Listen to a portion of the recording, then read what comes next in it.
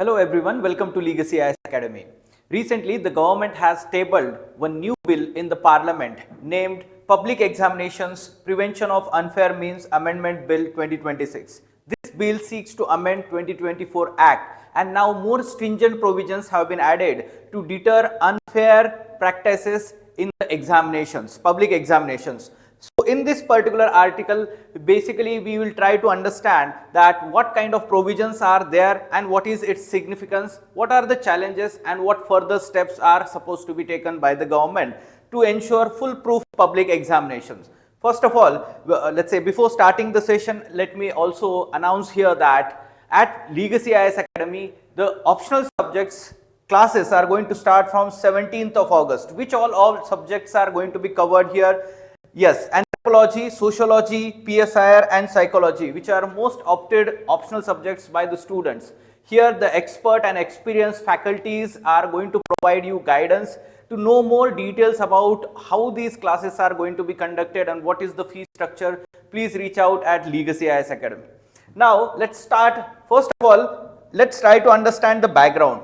We know that last 20-25 days we have seen the CJP protest, how the students protested in Delhi and other major cities all around India, and thereafter the government buckled under the pressure and the education minister resigned, right? And now the government is having or showing the positive intent in terms of bringing this new bill and create a strong deterrence against the malpractices, unfair practices in conducting these public examinations. So let's try to understand what is background. Large scale paper leaks are happening in the competitive examination. So 2024 NEET paper leak, recently 2026, and even let's say SSC examination and state PCS examinations, many a times it is in news, right? And because of that, basically it is creating injustice to meritorious students, and also it is creating some kind of psychological trauma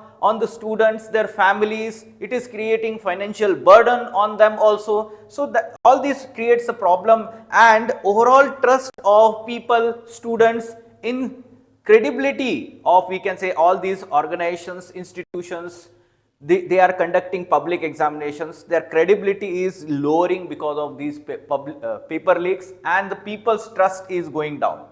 Okay, so growing student protest, we have seen that how, let's say, last 1 month protest was going on. Existing public examination act, that is there 2024, considered inadequate to tackle organized crime mafias.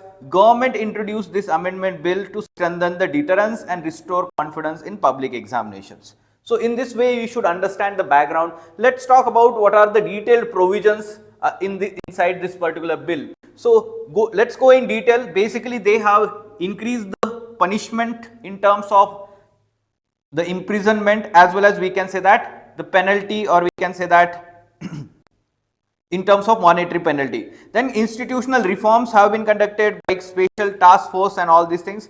Let's go in detail about these provisions. I will give you in the comparative manner, because in examination we can expect question in a comparative manner.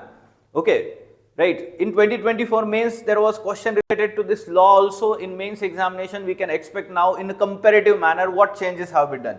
So original act is there 2024, and this new bill that has been introduced. So what changes have been done, let's try to understand. First of all, those individuals which are found in these unfair practices, individuals I am saying not as a part of those testing agencies, but outside that, people involving in paper leaks, or let's say selling those papers in the on the online platforms and all these things. So what is the prison, earlier the prison statement, or we can say that prison sentence 3 to 5 years was there. Now it has been increased from 5 up to 10 years. So again stringent. Then in terms of penalty, we can see that 10 lakh rupees was there. Now it has been increased to 50 lakh rupees. So we have to remember, we can expect question even in prelims examinations with certain facts, okay, related to this bill, because we are expecting that the bill will be passed. Now organized crime. So if suppose it is found that there is a syndicate, right, GS3 paper, internal security part, organized crime is important syllabus topic. So if suppose it is found that there is organized crime and syndicate, like it was found in this particular NEET leak 2026, So here more stringent provisions are there. Earlier minimum 5 years, now minimum 7 to 10 years of imprisonment, and in terms of penalty, monetary penalty, 1 CR was there earlier, now it has been increased to 10 CR, 10 crore. Now those people within the organization, public exam conducting organizations, if suppose service providers are involved, then penalty maximum 1 CR earlier, now it has been increased to 5 CR, and they are debarred to conduct the examination, any kind of public examination. Earlier it was for 4 years, now they have been debarred for 8 years for conducting any public exam. Now within that service provider, if suppose people at managerial position, they are involved in such kind of paper leaks, then they have been given, let's say, more punishment. In terms of, let's say, penalty 1 CR was there, now it is 5 CR, now minimum 5 years up to 10 years of imprisonment is there. So this is about imprisonment and more penalty. It will create some kind of strong deterrence. It will create strong deterrence. Now regarding, let's say, institutional reforms, and in terms of investigation and proper speedy justice is to be, let's say, done, right? So institutional reforms, what? Procedural and institutional reforms. Let's try to understand. First of all, central government is empowered to have a special task force for investigation. Not all cases will be given for special task force, rather certain cases, major cases like recently NEET leak that had happened, or we can say that central level major case is there, then special task force can be formed by the central government, and it has been given, let's say, timeline. So within timeline it has to be completing the investigation. What is that? 2 months. Remember this fact also. Within 2 months it has to do complete the investigation. Then the new section has been added in the original act, right? New section, section 12A. So in that, state government and UT administration can form or designate any sessions court as fast track courts. Okay, any session court as fast track court after consultation with concerned high court. Okay, now this particular fast track court is supposed to complete its trial in 3 months, maximum 3 months after charge sheet is filed, after filing of charge sheet. Remember this point also very important, right?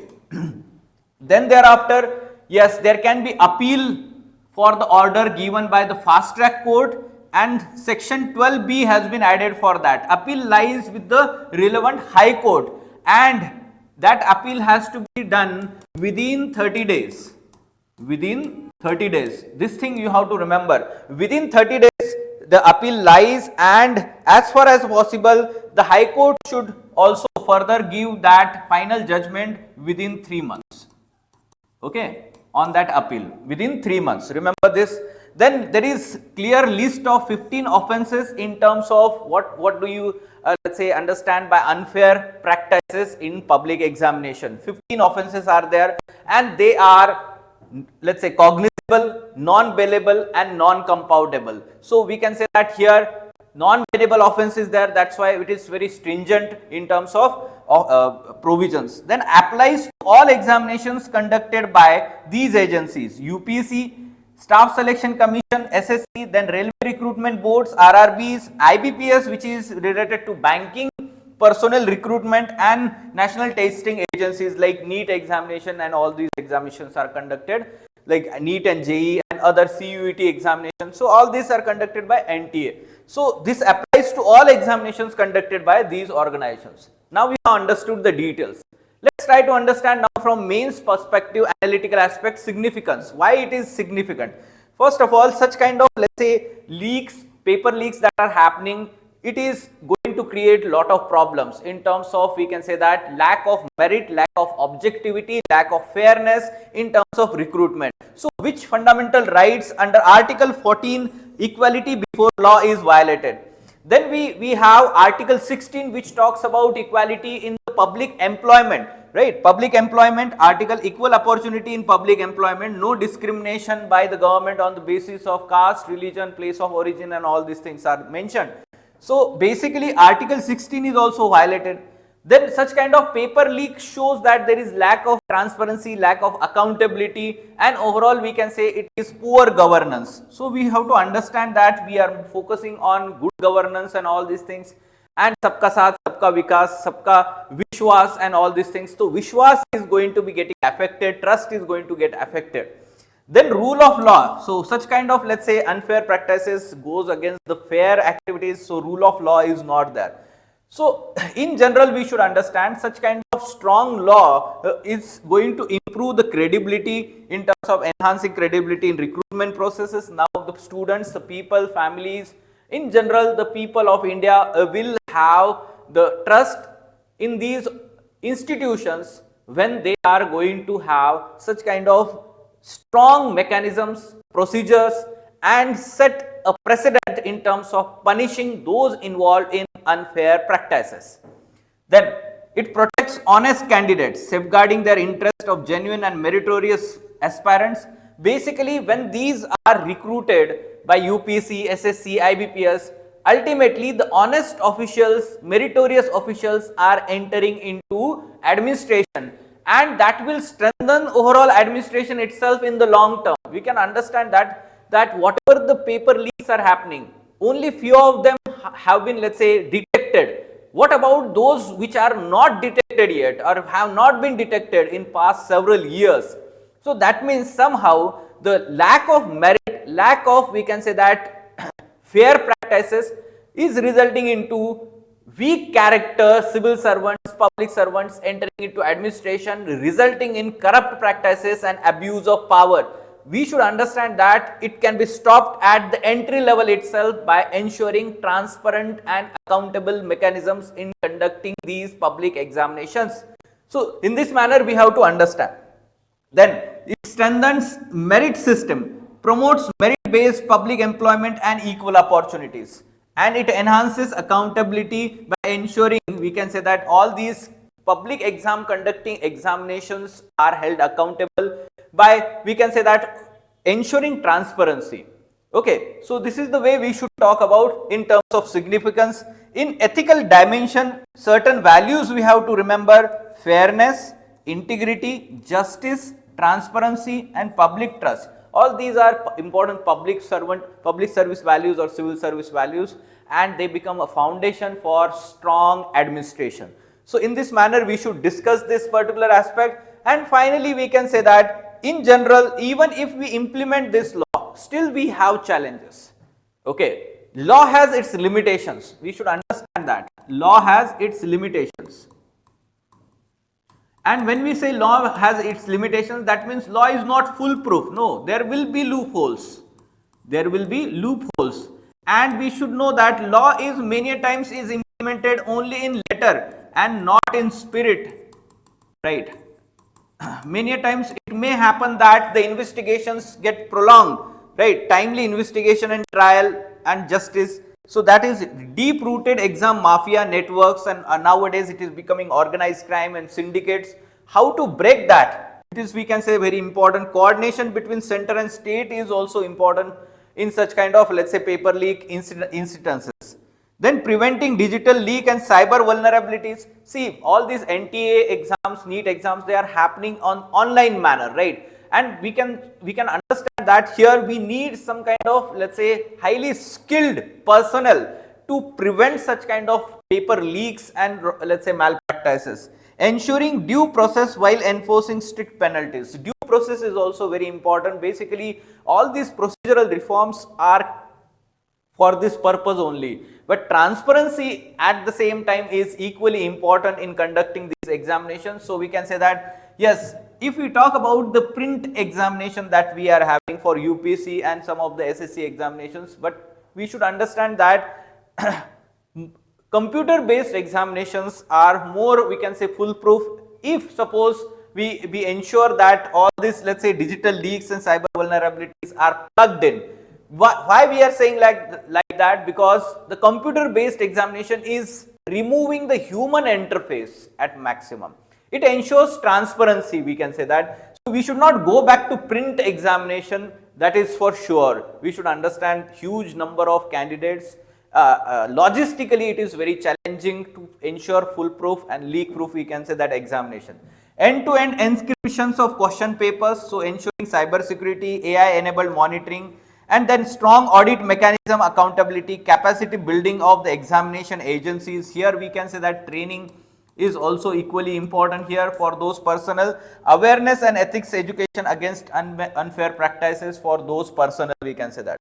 Okay, so ultimately we can talk about that the trust in these public examination can be built by ensuring three values: integrity, okay, integrity, fairness, and we can say that finally it is transparency. Then only public trust in these public examinations and these institutions can be ensured. So let's see how government is going to proceed further, and if suppose any kind of paper leak happens in future, then it is going to be a major question in terms of intent and actions by the government to deal with this issue. Okay, so keep following these sessions, and we are going to provide you very quality study material and guidance for UPSC examination. So subscribe to Legacy IAS Academy channel and follow this on regular basis. Thank you.